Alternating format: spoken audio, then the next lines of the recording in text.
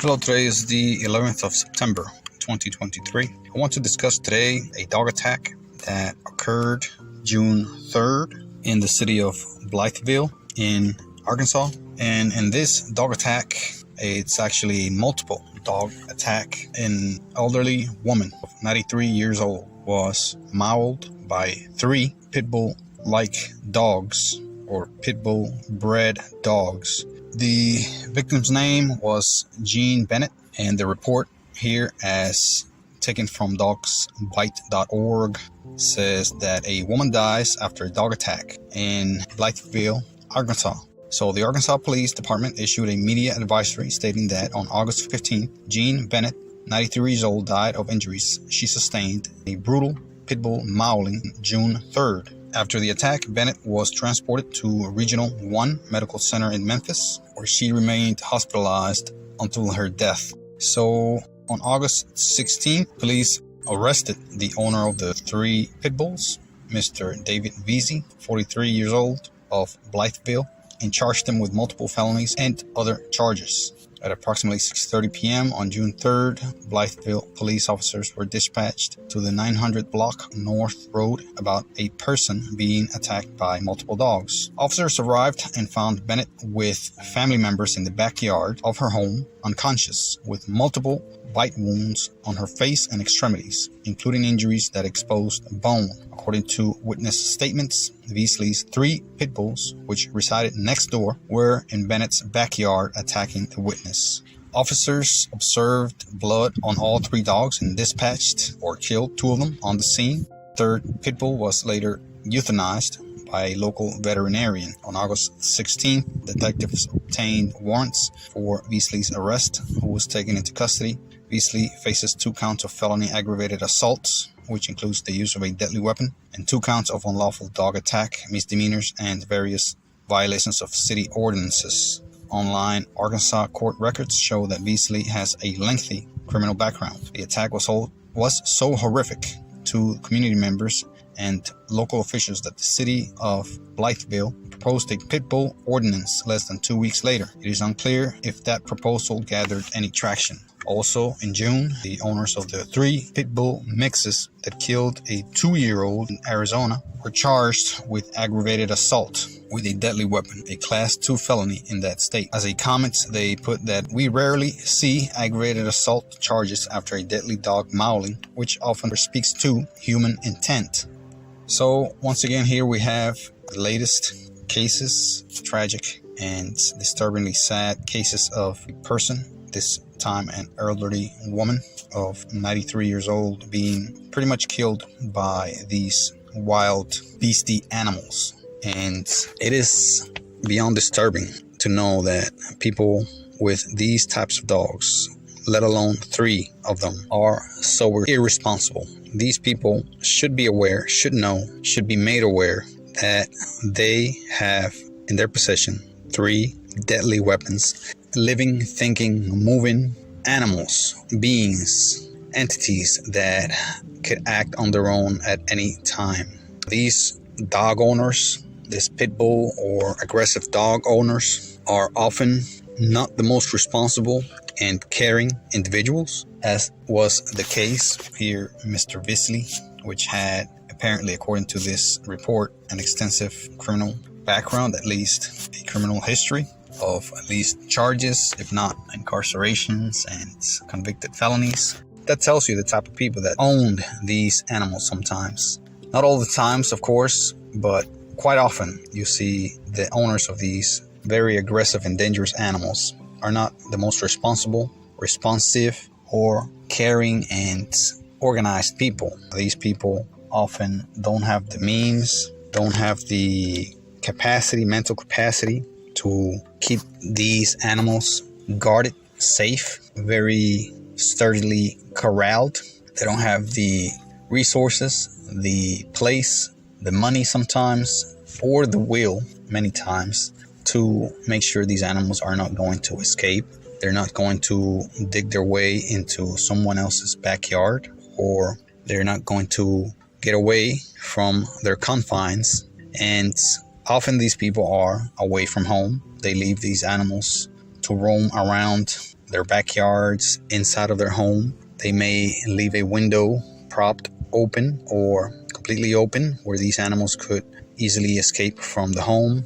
Many of these people leave doors ajar where dogs could easily just open them themselves and escape.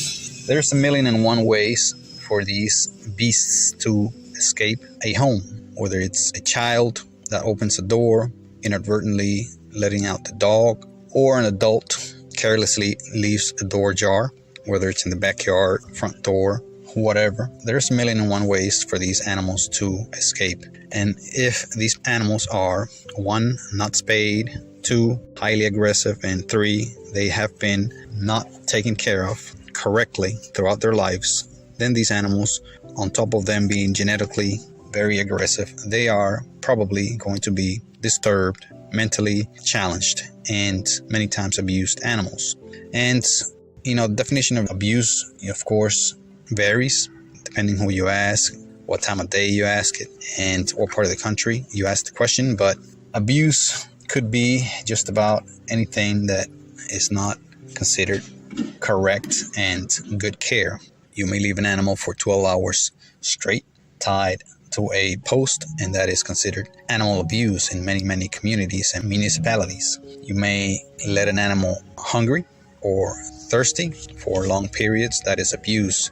You may leave an animal for over 24 hours by themselves alone, and that may be considered abuse, let alone having that animal be alone for longer periods, which many times occurs. And these animals are going to be frustrated. They're going to be, many times, they become aggressive. They become very anxious.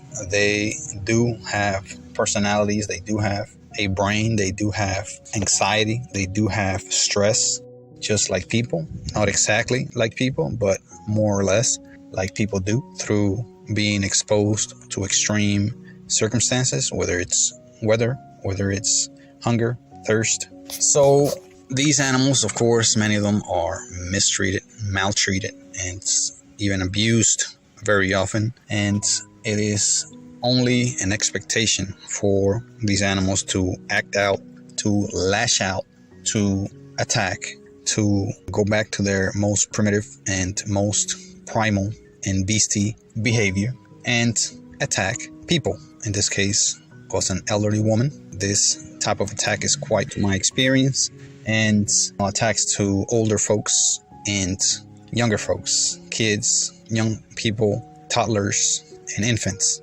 are more common, a lot more common than attacks to people that are in their older ages, like older kids, teenagers, young adults, or younger individuals, older individuals that are not elderly, perhaps people in their health that are quite strong. These animals are quite reluctant to attack, although it does occur as well. So in this case, it was an elderly woman again, and it was an attack that was quite expected, especially by 3 pit bull-like breeds or pit bull-looking animals. They don't have to be purebred pit bulls.